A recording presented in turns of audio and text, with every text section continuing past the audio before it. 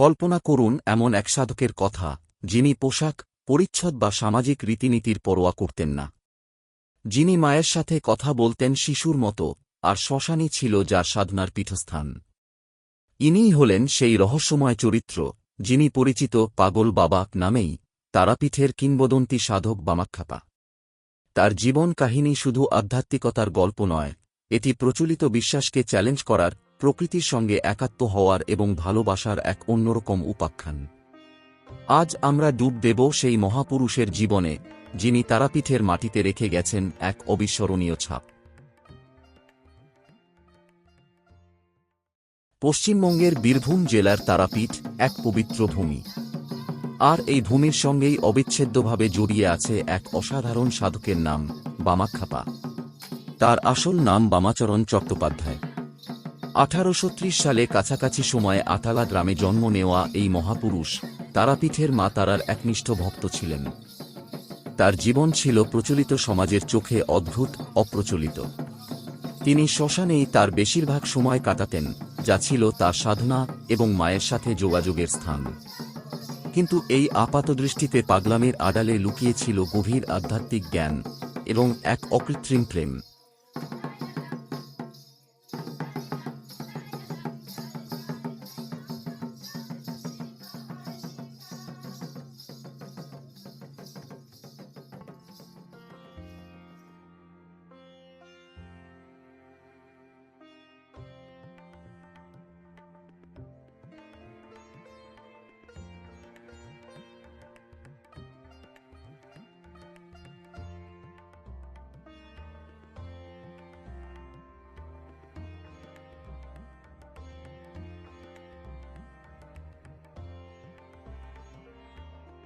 ছোটবেলা থেকেই বামাক্ষেপা ছিলেন সাধারণ শিশুদের থেকে ভিন্ন।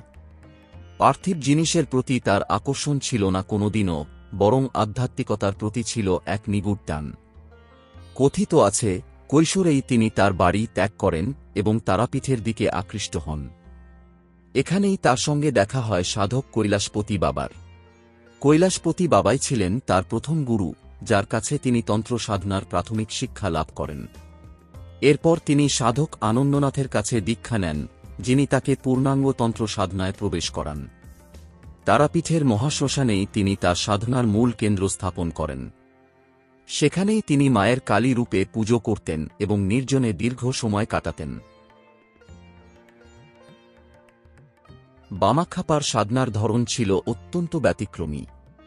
তিনি সামাজিক রীতিনীতি, ছোঁয়াছুঁয়ি বা তথাকথিত পবিত্রতার ধার ধারতেন না। শ্মশানে মৃতদেহ ও চিতাদের মাঝে বসেই তিনি সাধন ভজন করতেন।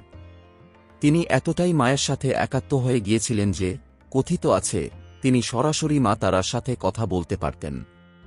তাকে পাগল বাবা বলার কারণও ছিল তার এই অপ্রচলিত আচরণ। তিনি হঠাৎ হাসতেন, আবার মাঝে মধ্যে চিৎকার করে উঠতেন, যা সাধারণ মানুষের কাছে পাগলামি মনে হতো। মন্দিরেও তিনি তার নিজের নিয়মেই চালাতেন। অন্যান্য পূজারীরা যখন নিয়মানুবর্তিতা মেনে চলতেন, বামাক্ষেপা তখন মাকে নিজের হাতে ফল খাওয়াতেন, তার সাথে গল্প করতেন, এমনকি মাঝে মধ্যে মন্দিরের খাবার খেয়েও ফেলতেন। এইসবই ছিল মায়ের প্রতি তার এক অকৃত্রিম, শিশুর মতো ভালোবাসার প্রকাশ।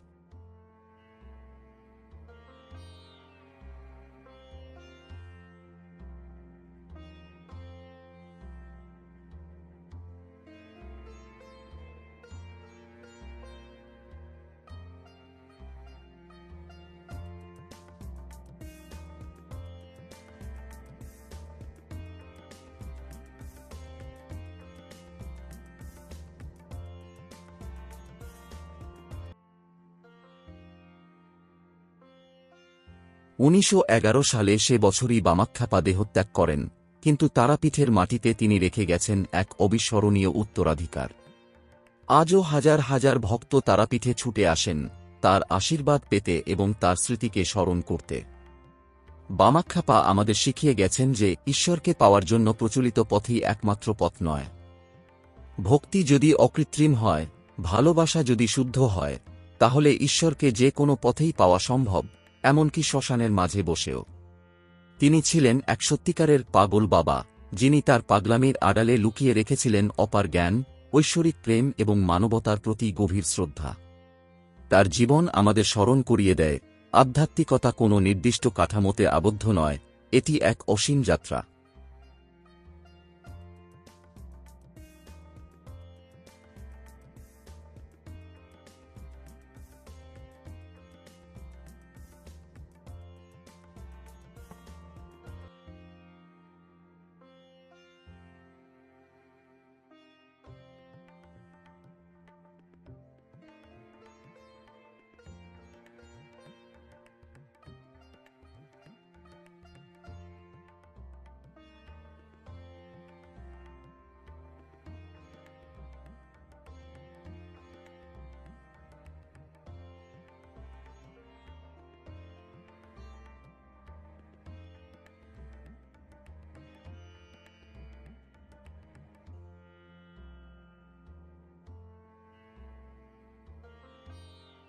এই ছিল আজকের তারা মায়ের পাগল সাধক বামাক্ষ্যাপার এক কিংবদন্তির অজানা কথা। যদি এই অসাধারণ সাধকের জীবনকাহিনী আপনার ভালো লেগে থাকে, তাহলে ভিডিওটিতে একটি লাইক দিন। বামাক্ষ্যাপার কোন দিকটি আপনাকে সবচেয়ে বেশি মুগ্ধ করেছে তা কমেন্ট করে আমাদের জানান এবং এই ভিডিওটি বন্ধুদের সাথে শেয়ার করুন।